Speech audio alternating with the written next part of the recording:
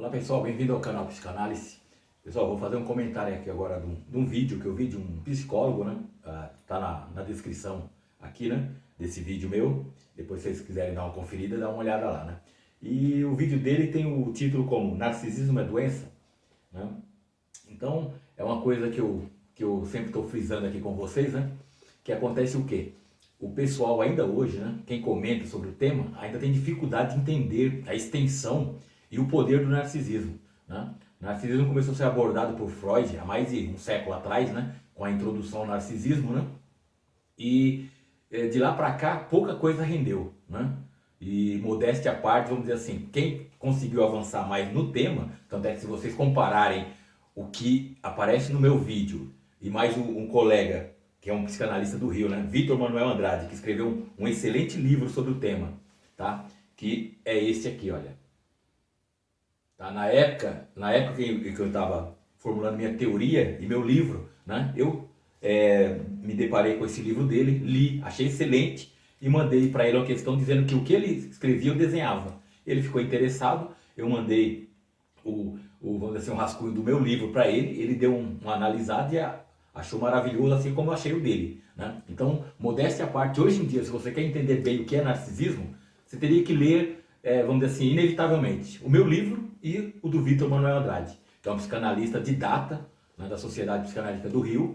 E vamos dizer assim, a gente está um passo à frente, modéstia à parte, novamente, né, porque é a realidade. Nós estamos um passo à frente da grande maioria que comenta o tema. Por quê? A maioria, quando fala de narcisismo, eles falam como uma coisa assim, uma doença, são pessoas assim, problemáticas, pessoas mau caráter, né? Quando na realidade, como eu já fiz vídeo aqui falando, narcisismo é uma condição normal de todos nós. Todos nós somos narcisistas, né? A criança, o bebê, o homem, a mulher, o velho, todo mundo, a pessoa boa, a pessoa ruim, todo mundo é narcisista. Porque narcisismo não é em si uma escolha, uma peculiaridade assim, de qualquer pessoa. Não, é estrutural. Assim como a gente tem um esqueleto, todos nós temos esqueleto. Todos nós temos cérebro. E todos nós temos narcisismo. O narcisismo é que fundamenta a mente e que fundamenta o funcionamento mental. Tá? Então isso é o ponto que eu bato na tecla o tempo todo, vou continuar batendo, e a qualquer hora as pessoas vão acabar chegando no que eu já estou falando há mais de 6, 7 anos atrás já, entendeu? O narcisismo é a mola mestra para você entender o ser humano, para entender o inconsciente, para entender, vamos dizer assim, o que acontece, né, no mundo social, com as pessoas, né, com qualquer ser humano, de qualquer época, tanto do passado como lá do futuro. O narcisismo é eterno, vamos dizer assim, tá? Enquanto houver vida, há narcisismo. Tá ok? Então, resumindo, a pergunta dele, narcisismo é doença? Não. O que acontece do narcisismo ser doença é quando ele está descompensado. Aí ele vira uma doença, vira um transtorno. Tanto é que eu já tenho uma classificação TPN, né? Transtorno de personalidade narcísica, né? Transtorno de personalidade narcisista, como queiram, né? Isso é o que? É quando o narcisismo ele não está, vamos dizer assim, polando, ele não está fluindo para as posições, como a gangorra mostra aqui, para ele ter um certo equilíbrio, né? Um equilíbrio é ele estar sempre se movimentando, carregando um lado e o outro, né? Fazendo uma compensação de energia libido, né? Como Freud colocou, né? Que supostamente seria a energia mental, né? Porque não é detectável, né? Assim como o ar que a gente não consegue ver, né, mas que é real, né? Então vamos dizer isso, tá? Então, resumindo, eu volto de novo a frisar que o narcisismo é uma condição normal, tá? Condição normal de todo mundo. O que muda de um para o outro é como o narcisismo está sendo, vamos dizer assim, operado, né? Como ele está operando no inconsciente. Essa é a grande diferença.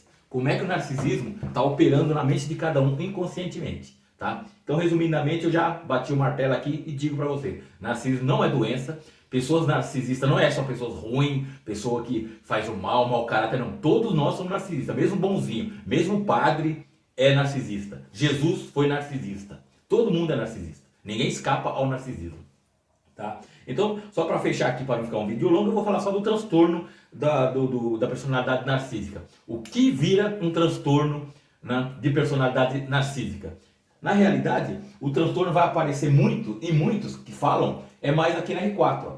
Todo mundo que fala de transtorno narcísico é o quê? É na R4. Por quê? Porque aqui o narcisismo vai estar empolerado na sua posição de poder, de valor, tendendo a cada vez se tornar mais poderoso, mais mais extremado, né? Querendo subir, né? Para causar uma relação totalmente verticalizada, né? Então, resumindo, isso é considerado o transtorno de personalidade narcísica, tá ok? E isso quer dizer o quê? É o narcisista se vendo como o superior, né, o todo-poderoso, o valorizado, enquanto o outro que está em relação a ele é colocado numa posição de objeto, uma posição assim de nenhum valor, né, uma posição de escravo, tá, nessa relação. Tá? Então, essa é uma das formas de ver o transtorno de personalidade narcísica. Por quê? Ele se empolerando muito aqui, ele está, vamos dizer, alocando muita libido nessa posição. Nisso ele faz o quê? Ele praticamente não vem para R3.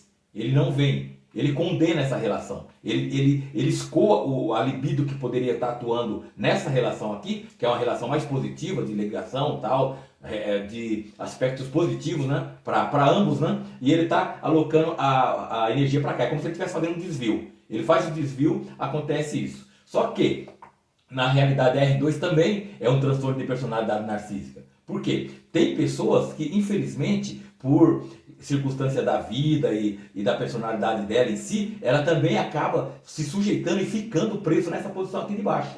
Ela fica presa aqui, tá? Então ela é uma pessoa ansiosa, uma pessoa depressiva, e é aquela que quanto mais tempo ela ficar aqui, ela vai se aprofundando cada vez mais e é uma pessoa em risco de suicídio. Então aqui também é um transtorno de personalidade narcísica. Por quê? Porque ela está tanto aqui que ela não vem muito para cá e também não vem para cá. Então vir para cá não é negativo desde que o narcisista não venha para uma posição muito exacerbada, sabe assim, muito inflada de narcisismo.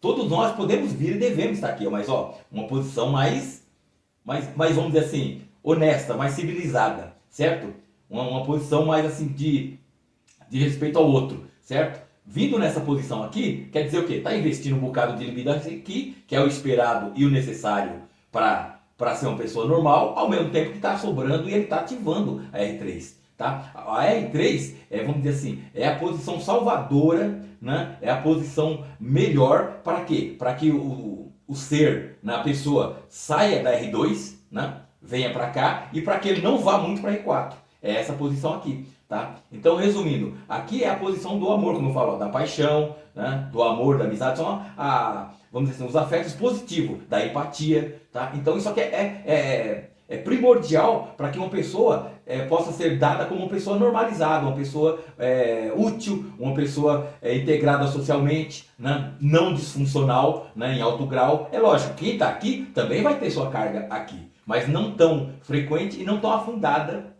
como uma pessoa já muito, vamos dizer assim, polarizada nessa posição. Tá? Um narcisista muito polarizado nessa posição, ele é um sofredor. Ele vai sofrer e vai fazer os outros sofrerem, tá? Outros que coloquem ele nessa relação aqui, ó, tá? Porque ele, aqui, existe até um gozo vamos dizer assim, no linguajar lacaniano, que a pessoa também goza da situação pobre, de miséria dela. Por quê? Porque ela consegue fazer com que o outro abrace e a chame para essa relação aqui. Então ela vai ser tratada como se fosse uma criança, como se fosse um bebê cuidado por uma mãe. Então tem muitas pessoas que ela não tem condições dela mesmo sair daqui e vir aqui para R4, para ela exercer um certo grau de poder sobre as coisas. Então ele fala o quê? Eu vou adotar uma posição cômoda, vou viver nessa posição aqui de subjugação, enquanto vai ter pessoas boas que vai estar me colocando nessa posição aqui. E aí ela vai estar me dando, ela vai estar me acolhendo, vai estar me nutrindo, né? Então eu vou ficar comodamente nessa posição, certo? Então é uma posição aqui de dependência, de infantilidade, tá? De impotência que é dourada, né? Fazendo uso de quem a pegar e colocar nessa posição. Porque como eu falo para vocês, né? A gangorra, ela é duas gangorras quando tem duas pessoas em relação. São duas gangorras que se armam, uma na mente de cada um.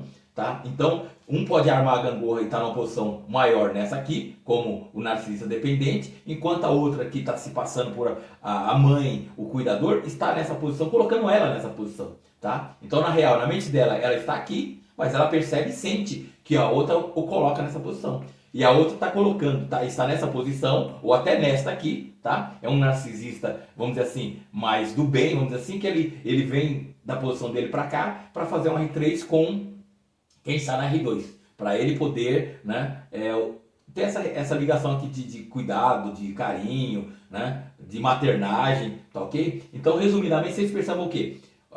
Transtorno de personalidade narcísica acontece tanto na R2 com o ego e a pessoa em uma dependência, numa falta de valor extremo e fixado aqui, né? Isso é um transtorno de personalidade, porque não é para ficar o tempo todo aqui, porque isso é nefasto. E também, o que é mais comum hoje, que é incentivado pela cultura, pelo capitalismo, é vir para uma posição de poder, uma posição de domínio. E aqui hoje está tendo uns embates. Então o que acontece hoje? Hoje a posição R3 está sendo meio que condenada, está sendo meio que esvaziada, vamos dizer assim, desprestigiada, certo?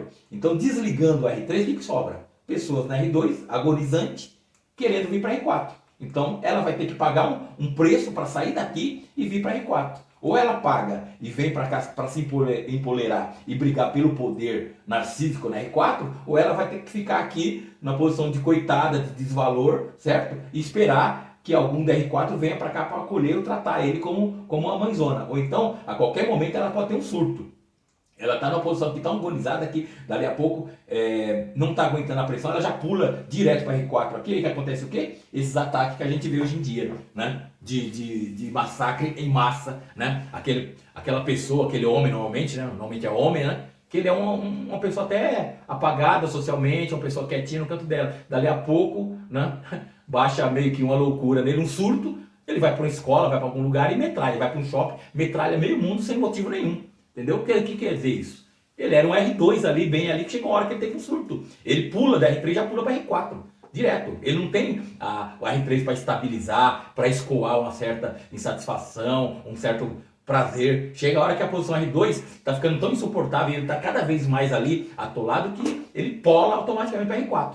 Tá? Então, quando você vê tudo, como eu falo para vocês que estão acompanhando meu canal, né? Quando você vê tudo olhando pelo prisma do narcisismo, vocês começam a adivinhar, vocês começam a perceber a realidade do ser humano, a realidade do mundo, tudo fica claro, tá ok? Então o meu canal aqui, ele cumpre esse papel para dizer o quê? O que todo mundo fala aí, e mal falado ainda, e de muitos metido a entendido, a expert, a estudioso, estão falando muita balela e não chega, né?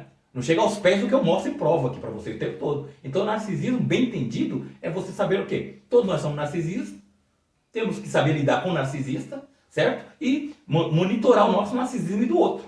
A gente tem que monitorar. Tá sempre vendo como é que tá a situação ali, ó. Sabe assim? É igual uma pessoa que é diabética, uma pessoa que tem certos problemas, que ela tem que, ó, ficar de olho como é que tá, tomar um remedinho, se cuidar, não deixar a Deus dará. Porque se você não conhecer e não cuidar do seu narcisismo, um narcisista perverso vai cuidar. Ele vai explorar, ele vai abusar do narcisismo alheio. É o que hoje acontece, né, no capitalismo selvagem. Isso aí está claríssimo, está claríssimo. Todo mundo está sendo manipulado, né, de dentro, mentalmente, psicologicamente, através do inconsciente. Essa é a grande façanha do narcisismo, do capitalismo selvagem. Ele aprendeu, ele pegou esse macete da psicanálise. Tá, né? Então, e hoje, vamos dizer assim, muitos nem desconfiam disso ainda. Tem hora que dá até para dar risada, sabe? Assim, poxa, para mim está tão evidente, estou na cara, e quem me acompanha aqui, vendo isso aqui, não tem como duvidar. Né? Tanto é que, modéstia à parte, até hoje nunca recebi crítica negativa da fórmula da mente, da teoria da gangorra. Ou eu recebo boas críticas ou nada. Né? Ninguém vem criticar, porque isso aqui é escancarado. Não tem como a pessoa negar isso aqui. Isso é fato. Né? A fórmula da mente é fato. Entre aspas, eu digo assim, até que é uma protociência, certo? Com pé na psicanálise freudiana. Tá, okay? Então por isso que eu brinco e uso meu jargão. O que Freud fala, eu desenho.